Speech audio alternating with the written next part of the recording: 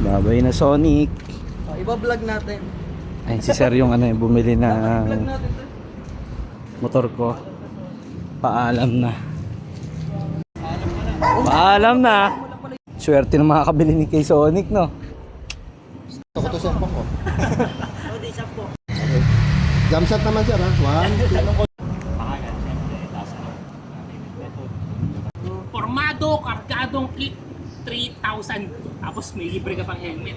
Sobrang formado, kargado pa. Reviews niyo po sa mga motor. Kung po ako naaaling panoorin po talaga ngayon. So para akong pet. Hindi naman idol ko to sir sa pag-explain ng mga motor. Tsaka dito ko kasi napuntahan. Kasi gawa nga ng mura na. Tsaka may mga payment method po kayo na wala sa inyo. Ano yung pwede?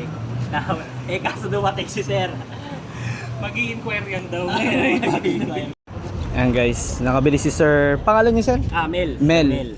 Ayan si sir nakabili ng ating Honda Click 125 na upgrade na 160cc. Sir, ano masasabi mo sa motor sir?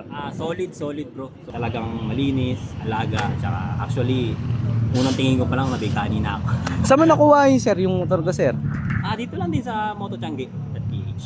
May nilabas ka ba ng cash dito sir? Wala boss. Anong ginamit mo sir?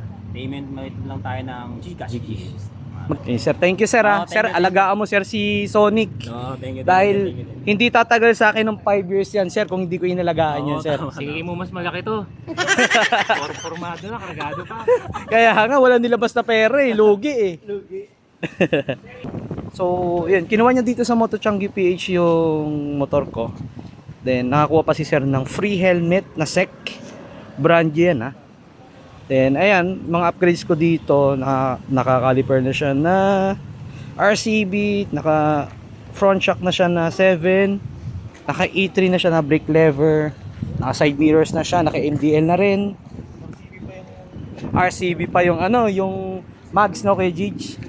Grabe. Ito bago lang yan sir, yung bago labas ng RCB sir. CT600. Kung nang bahala dyan sir ha, lagaw na sir. Bahala dyan ito. Unang-una CRP. A2 series. Mga upgrades ko dito kay Sonic din. Ayan sir, alagaan mo na lang sir yung motor ko sir. Thank you. Maraming salamat sir. Thank you bro. Sana magkita tayo ulit sir sa rides. Ulit tayo. Thank you sir, ingat sir. Thank you.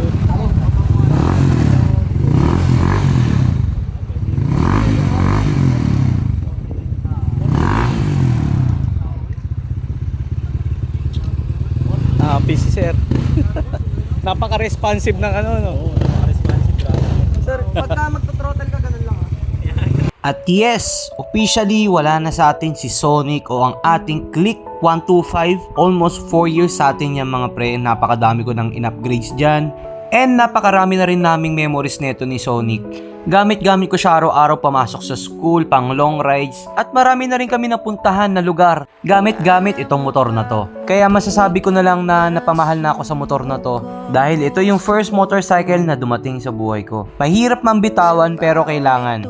Dahil lahat ng bagay sa mundo ay temporary lang. Kaya kung ano meron ka ngayon, makontento ka. Malaking blessing na yan.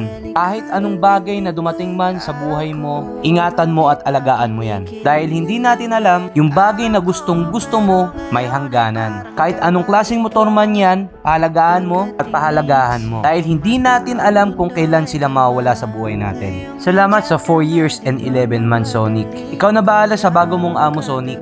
Ingatan mo yan tulad ng pag-ingat sa akin ng 4 na taon. Hanggang sa muli, Sonic.